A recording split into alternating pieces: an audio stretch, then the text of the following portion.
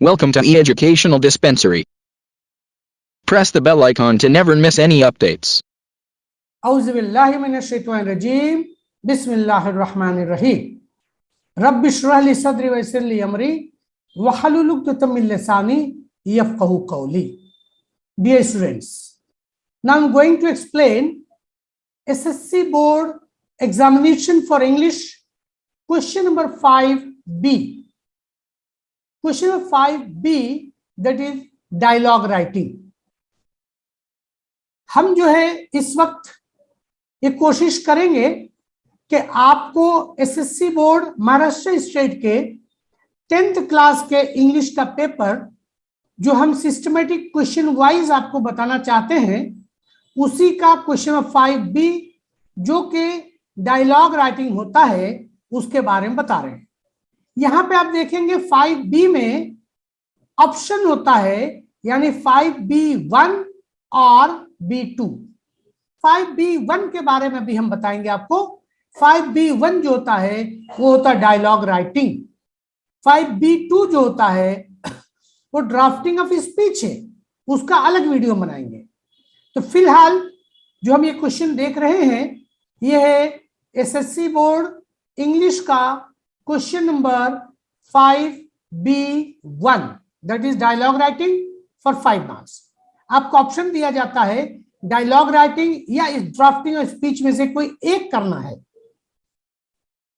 Dialogue writing B1 होता है. इसमें 3 किस्म के 3 सवाल आते हैं. सबसे पहला सवाल हम देखेंगे, यह है ए सवाल. Put the sentences in proper order to prepare a meaningful dialogue for 1 marks. 1 number का सवाल होता है, इसमें 4 सेंटेंसेस दिए जाते हैं.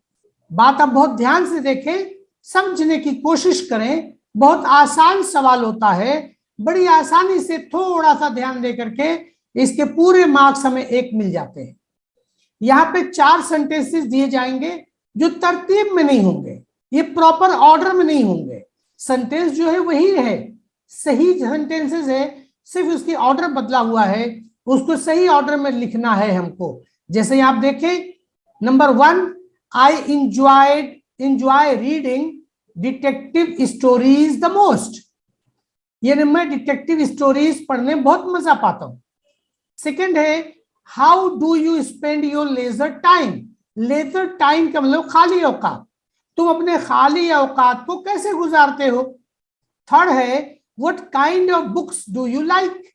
तुम किस किस्म की किताबों को पसंद करते हो.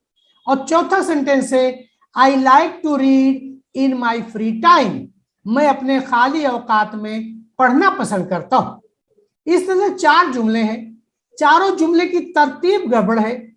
आपको सही तरतीब करके इसको लिख देना है, आपका जवाब हो गया. तो आप सोच लें कि पहला, दूसरा, तीसरा, चौथा सेंटेंस कौन सा आएगा. अब थोड़ा सा वक्त लगा के इसको सोचें, वीडियो को पॉज करके देख लें, अपना जवाब लिख लें. अब फिर जो है नेक्स्ट जो जवाब हम बता रहे हैं उससे आप मैच कर लें कि आपने सही लिखा या नहीं. अगर आपने सही लिखा तो खुश हो जाएं, और गलत लिखा तो सही कर लें, प्रैक्टिस करें. आंसर इस तरह से लिखा जाएगा. अब आप बात ध्यान रखें एक चीज और, कि बहुत से बच्चे क्वेश्चन में आंसर पेपर पे क्वेश्चन भी लिखते रहते हैं. हालांकि क्वेश्चन नहीं लिखना चाहिए. क्वेश्चन लिखने से वेस्ट ऑफ टाइम, आपका वक्त जाया होगा, जो दूसरे सवालात को हल करने का वक्त नहीं मिलेगा. इसलिए हम आखिर में आपको आंसर पेज भी दिखाएंगे कि आपको सिर्फ जवाबात लिखने हैं, सवाल या इंस्ट्रक्शन को नहीं लिखना है. तो यहां पे फिलहाल हम जवाब बता रहे हैं. सबसे पहले सेंटेंस आएगा सेकंड वाला, how do you spend your leisure time. आप अपने खाली वक्त को कैसे इस्तेमाल करते हैं, कैसे खर्च करते हैं, यानी कैसे गुजारते हैं. तो अब ये सेकंड के बाद फोर्थ आ जाएगा, I like to read in my free time.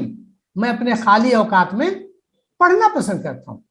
तब आप यहां देखें 1 2 3 4 था, अब ये तरतीब बदल के 2 4 हो गया. Next 3, what kind of books do you like.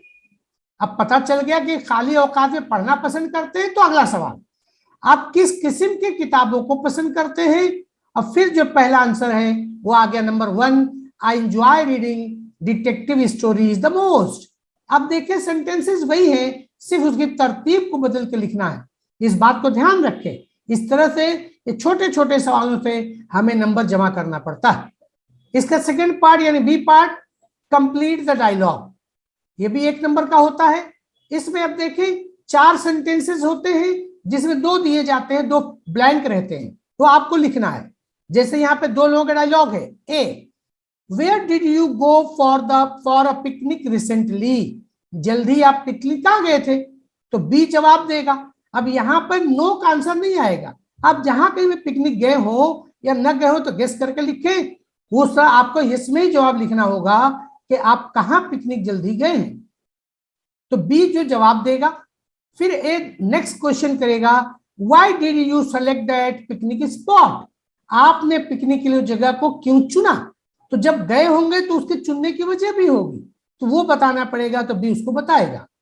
आप प्रैक्टिस के लिए कोशिश करें और फिर अभी आगे वीडियो को देखें। हम एक्सपेक्टेड आंसर दे रहे हैं, बहुत से और भी किस्म के जवाब हो सकते हैं, क्योंकि पिकनिक स्पॉट के लिए बहुत सी जगहें हैं। आपके जहन में जो भी जगह हो उसको लिख सकते हैं, इसलिए तमाम लोगों के जवाब इसमें डिफरेंट डिफरेंट किस्म के होंगे।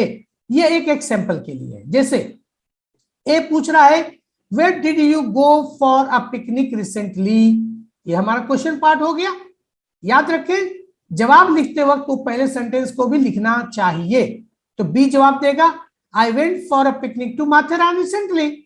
अब इन्होंने माथेरान का जिक्र किया, I went for a picnic to Matheran recently. तो फिर जो ए का क्वेश्चन है, why did you select that picnic spot, आपने उस पिकनिक स्पॉट को क्यों सेलेक्ट किया, उसको क्यों चुना, तो फिर से बी जवाब देता है, I have selected that picnic spot because of its peace and lavish greenery. इसकी वजह बताई कि पिकनिक स्पॉट हमने क्यों चुना। आप यहां पर ऐसे सवालों में बहुत किस्म के जवाब लिख सकते हैं। आप अपने सोच समझ के सही जगह और रीजन आप बता सकते हैं, बहुत से आंसर हो सकते हैं। ये एक सैंपल है। उसके बाद सी सवाल पे आते हैं, जो कि 3 नंबर का होता है। यहां पे आपको बहुत ध्यान देना है, write a dialogue of minimum 6 meaningful exchanges on importance of games. अब यहां देखें कितने इंस्ट्रक्शन है, आपको 6 मीनिंगफुल एक्सचेंजेस लिखने हैं। यानी अगर हम हेलो हाय लिखते हैं, ओके बाय थैंक यू लिखते हैं, तो इसकी काउंट नहीं किया जाएगा। एक्सचेंजेस जो बातचीत होगी 2 लोगों के दरमियान, वो मीनिंगफुल होना चाहिए।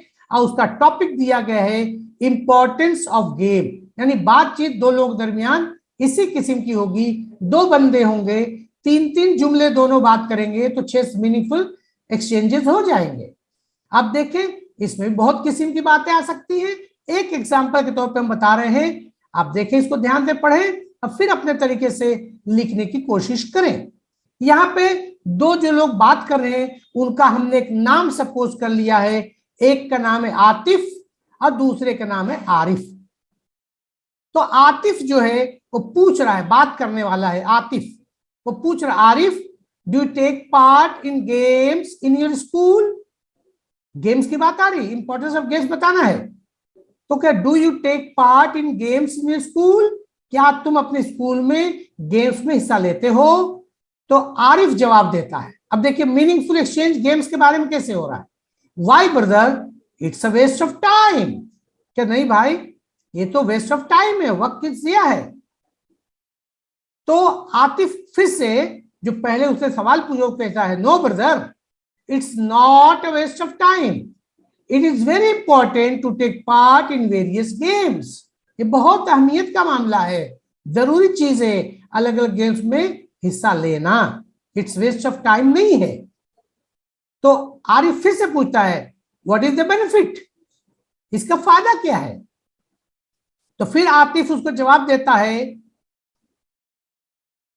Do you know the quotation, healthy minds lives in healthy body, healthy mind lives in healthy body. आप जानते हैं कोटेशन को, ऐसे कहावत के एक सेहतमंद दिमाग एक सेहतमंद जिस्म में होता है।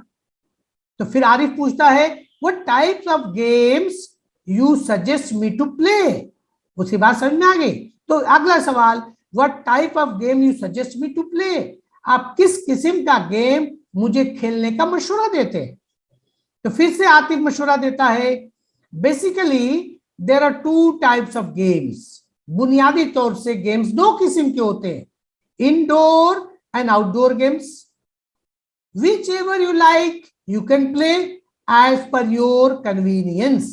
जो भी तुमको पसंद है इंडोर गेम या आउटडोर गेम, अपनी सहूलत और आसानी के हिसाब से उसको खेलो। इस तरीके से हमको मिनिमम 6 एक्सचेंजेस लिखना था। आप यहां देखेंगे कि बात को मुकम्मल करने के लिए 7 सेंटेंसेस हो गए। तो मिनिमम 6 से मैक्सिमम की लिमिट नहीं है, लेकिन 6 से 7-8 तक तो कोई बात नहीं है। बहुत ज्यादा अगर आप लिखेंगे तो गलतियां होने का खतरा है, इसलिए लिमिट में ही लिखें और समझ समझ के इस बातों को लिखें। ये बहुत आसान सा सवाल होता है जिससे बड़ी आसानी से बच्चे नंबर स्कोर कर सकते हैं।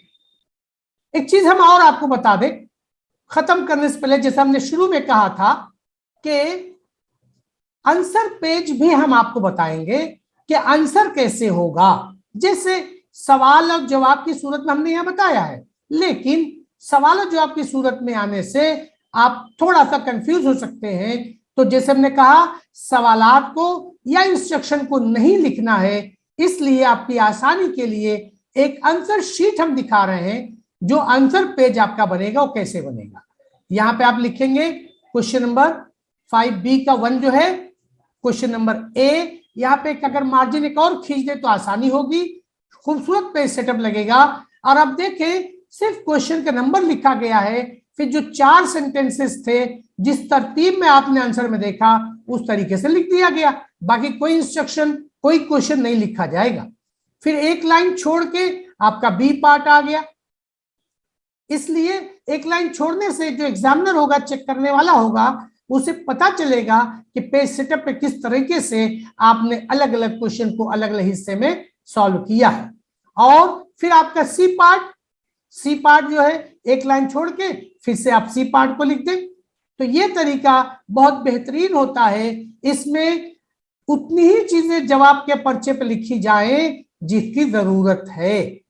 हमको एक्स्ट्रा चीजें यानी क्वेश्चन या इंस्ट्रक्शन या हिदायत तो कुछ नहीं लिखना है, सिर्फ और सिर्फ आंसर पेज पर क्वेश्चन का नंबर डाल करके आंसर लिखना है। उम्मीद है इस जवाब के पेज से आप इस बात को अच्छी तरह समझ चुके होंगे। वाखिरु दावाना अनिल हम्दुलिल्लाह रब्बिल आलमीन। अस्सलामु अलैकुम व रहमतुल्लाहि व बरकातहू। Subscribe now and press the bell icon. Never miss an update.